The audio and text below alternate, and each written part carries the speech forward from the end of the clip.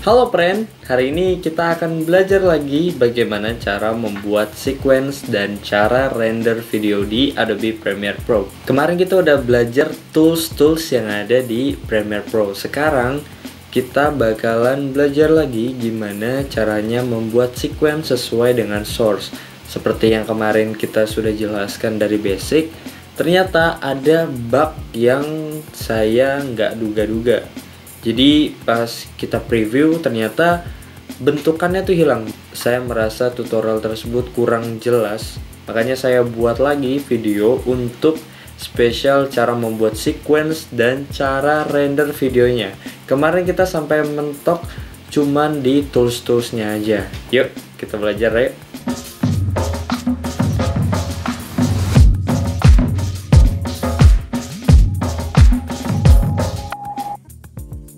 Di sini ada contoh dari project yang kemarin kita buat. Nah, bagi kalian yang belum nonton cara revisi akte, ada di sini ya. Kemarin ketika saya mau memperhatikan sequence, cara membuat sequence, ternyata ada bug di sini yang tidak terlihat di recording. Saya nggak tahu apakah recordingnya yang rusak atau emang Premiere-nya.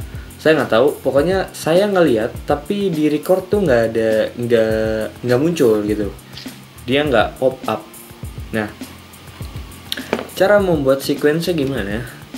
Yang pertama, ini kan sequence 02 adalah sequence yang dimana sudah saya pakai di sini. Nah, jadilah sebuah video. Nah, seperti saya jelaskan waktu itu, sequence adalah sebuah wadah dari semua video-video kalian.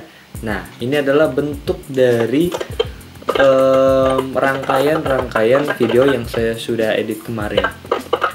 Jadi, video-video kalian ditaruhnya di sequence.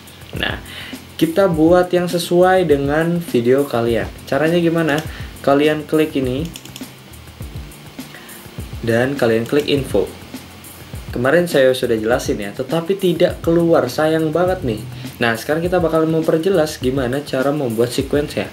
Kita kembali ke project dan ada gambar new item. Kita pilih sequence.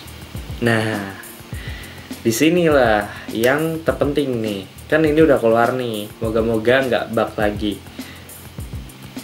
Karena di sini ada banyak banget preset dari berbagai macam kamera. Tapi ya kita sebagai orang yang pemula atau content creator, rata-rata orang memakai preset di SLR, digital SLR. Apa itu source yang saya maksud harus sesuai dengan source? Source itu maksudnya settingan kamera kalian itu di pixel berapa, di frame rate berapa. Jadi harus sesuai dengan sequence. Karena ketika tidak sesuai, kalian bakalan zoom in sendiri, kalian bakalan patah-patah mungkin frame rate-nya. Nah, kenapa ini sangat penting? Karena ketika kalian punya 60 frame rate per second dan di sequence-nya 30 frame per second, otomatis video kalian setelah render itu menjadi 30 frame rate per second. Nah, disayangkan banget bukan?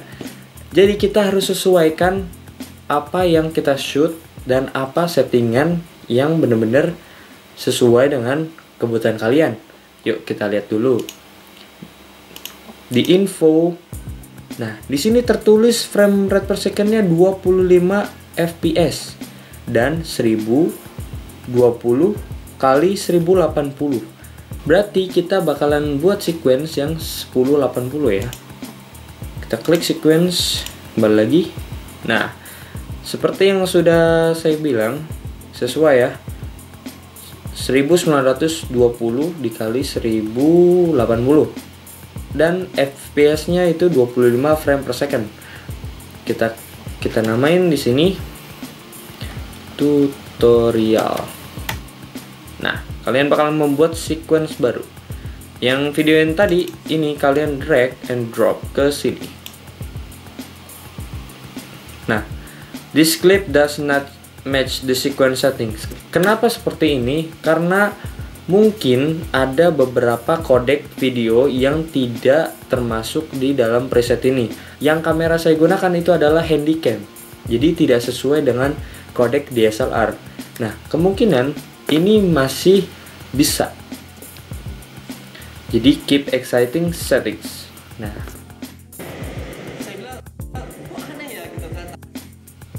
Nah, kenapa sih kita harus membuat settingan sequence yang sesuai dengan video source kita?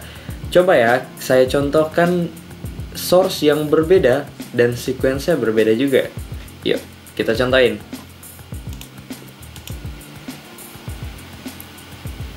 A few moments later. Di sini ada 1080 pixel ya. Kita 1080 pixel. Nah, kita bakalan buat sequence yang 720. Apa yang terjadi? Kita ke sequence dan DSLR ini kan 1080, kita ganti ke 720p. Dan frame rate per second 24. Kita oke. Nah, ketika kalian buat settingan yang berbeda, tidak sesuai dengan video yang kalian shoot, inilah yang bakalan terjadi. Bam. Kok ngezoom? Ya, karena beda, karena settingannya beda sama yang aslinya, sama yang mentahnya. Jadi seperti yang saya bilang, itu harus sama sesuai dengan source. Itu yang dipentingkan. Apalagi kalian yang mau buat video cinematic yang harus dengan frame rate 60 frame per second. Ternyata di sequence kalian setnya cuman 24 frame per second. Jadi ketika di slow motion jadi patah-patah. Sangat disayangkan bukan? Karena hal kecil pun bisa mempengaruhi sebuah video kalian. Jadi ini harus ditekenin untuk kalian yang baru-baru belajar di Premiere Pro. Nah, sebenarnya bisa sih diatasin karena frame rate per second nggak beda jauh ya. Tadi 25 sama 24 itu nggak beda jauh. Jadi ya cara ngatasinnya paling kita zoom out. Nah, kenapa ini bisa zoom in? Karena di video source kalian itu lebih besar dibandingkan sequence kalian. Jadi sequence kalian 720 sedangkan video kalian 1080. Jadi dia kayak zoom in gitu. Nah, inilah gunanya kita membuat sequence yang benar, yang sesuai dengan video source-nya. Kalau kalian tahu ketika drag and drop kenapa jadi zoom in, pasti kalian nyadar, oh pasti ini resolusinya kegedean atau pasti sequence-nya salah gitu ya. Ya kalau kalian bisa ngatasin, kalian cuma dengan zoom in zoom out scale aja sih. Nah, kita tadi sudah membuat gimana sih caranya membuat sequence yang benar. Kita udah tahu ya gimana caranya. Nah, sekarang kita bakalan belajar caranya merender video. Kemarin belum sampai render, sudah close. Nah, sekarang kita bakalan belajar gimana cara rendernya. Jadi kalian sudah render ini. Jadi misalkan video kalian sudah selesai, ini diumpamakan video kalian sudah selesai ya. Kalian cari awalan video kalian, ketik I di keyboard dan kalian cari video sampai akhir. Misal video kalian ada 5 bagian, 1 2. Misal video kalian ada 5 bagian, 1 2 3 4 5. Ya kalian sampai ujung yang 5 ini gitu. Nah, karena ujungnya sampai sini, jadi kita seleksi yang bagian akhir, klik all. Nah, ini kan sudah semuanya nih di mark in dan mark out seperti yang saya ajarkan kemarin. Kita langsung ke file dan export. Kita ke atas media. Nah, ini adalah gambaran dari export settingnya. Kita mau export ke codec apa nih, ke format apa nih. Nah, rata-rata kalau kalian yang untuk posting di Instagram, untuk posting di YouTube, untuk posting media sosial itu dengan menggunakan H24. Kalau misalkan dari default itu setahu saya itu AVI. Jadi setelah defaultnya ini AVI, kalian langsung ekspor. Jangan. Jadi kalian usahain dulu, kalian cari yang namanya H264. Nah, di sini saya mau jelasin dulu ya tentang format-formatnya. Sini ada AVI, BMP, DNH atau yang lain-lain lah di PX GIF. Jadi di sini ada beberapa format yang bisa kalian pilih. Nah, kalau kalian mau posting di Instagram dan posting di YouTube, kalian memilih H264. Karena emang rata-rata itu semuanya menggunakan H264. Kita klik bagian preset. Nah, di sini ada lagi opsi yang banyak banget pilihannya. Ada match source high bitrate, ada match source medium bitrate, ada lagi adaptive high bitrate. Nah, ini benar-benar bikin pusing kalau kalian baru tahu banget ini tuh apa sih gitu. Nah, saya jelasin lagi, apa sih itu bitrate? Bagi kalian yang nggak tahu bitrate itu apa, bitrate itu adalah berapa banyak pixel yang dihasilkan di video tersebut.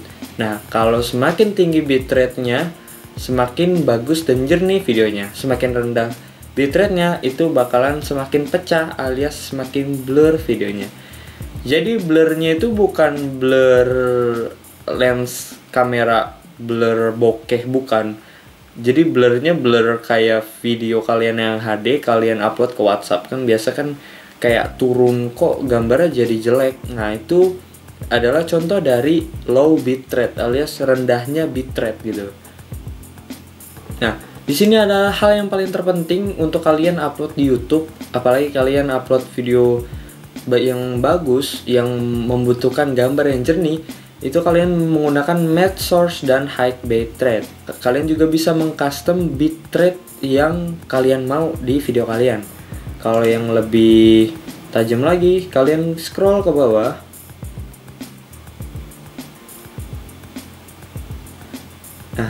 Di sini ada bitrate settings. Kalian mau pakai FBR one pass atau FBR two pass. Ini sih bedanya cuma cara memprocessing videonya seperti apa. Nah, setahu saya kalau FBR 2 ini lebih bagus ketimbang FBR 1, tapi dia lebih membutuhkan hardware yang benar-benar memumpuni untuk bisa merender videonya. Jadi kalau kalian FBR 2 terus spek laptop kalian itu rendah, itu bakalan lama banget. Ada opsi target bitrate. Nah, target bitrate-nya itu 10, maksimum bitrate-nya itu 12. Kalau di YouTube itu bagusnya bitrate itu 8. Nah, ketika kalian upload di YouTube, itu otomatis videonya bakal kekompres 50%. Jadi yang bagus bitrate untuk di YouTube itu 8 kali 2, berarti 16 bitrate. Kita kasih bitrate itu 16 dan maksimum bitrate-nya adalah sama 16 juga. Nah, ini adalah settingan terbaik untuk YouTube dan paling bagus gambarnya, paling jernih gambarnya. Itu kan tadi kita bahas tentang bitrate ya. Nah, di sini ada basic video setting. Nah, ketika kalian klik match source, ini tuh artinya menyesuaikan video dengan sequence kalian. Karena ini sudah sesuai, jadi tidak perlu di match source lagi. Frame rate udah bener, field order bener. Nah, kita udah di sini udah jelas ya, kita udah tahu. Nah, kita di sini memfokuskan untuk performa dari videonya ya. Untuk audio, caption, publish, efek. Nah, kalau itu kita skip dulu. Kita fokuskan dengan videonya. Nah, di sini di bagian bawah use maximum render quality. Nah, maksudnya gimana sih? Jadi menggunakan render yang benar-benar paling tinggi kualitasnya. Nah, di sini ada opsi use preview. Untuk kalian yang pengen banget cepet rendernya, kalian bisa menggunakan use preview. Tapi sebelum dari itu, sequence kalian harus di line hijau alias kalian harus render in out dulu. Ketika kalian sudah men-setting semuanya, kalian tinggal klik export dan memilih video kalian itu diekspor ke file mana atau ke folder mana gitu ya. Kalian klik, udah selesai videonya ekspor dan kalian tinggal tunggu sampai videonya selesai diekspor. Itulah semua bagian-bagian bagaimana sih caranya merender video di Adobe Premiere Pro. Nah, ini untuk yang basic aja ya, untuk kalian yang bener-bener upload seperti biasa, seperti orang-orang yang mau upload video ke Instagram, upload video ke YouTube. So, itulah tadi cara bagaimana membuat sequence dan cara merender video di Adobe Premiere Pro. Cukup simpel dan cukup mudah. So, stay tune di channel ini. Nah, kalian mau edit apa lagi nih? Setelah dari sini ada video bagaimana cara meng-color grading sebuah gambar menjadi bagus loh. So, stay tune di channel Asap Production ya. Cukup sekian dari saya. Stay tune and stay creative. Dadah.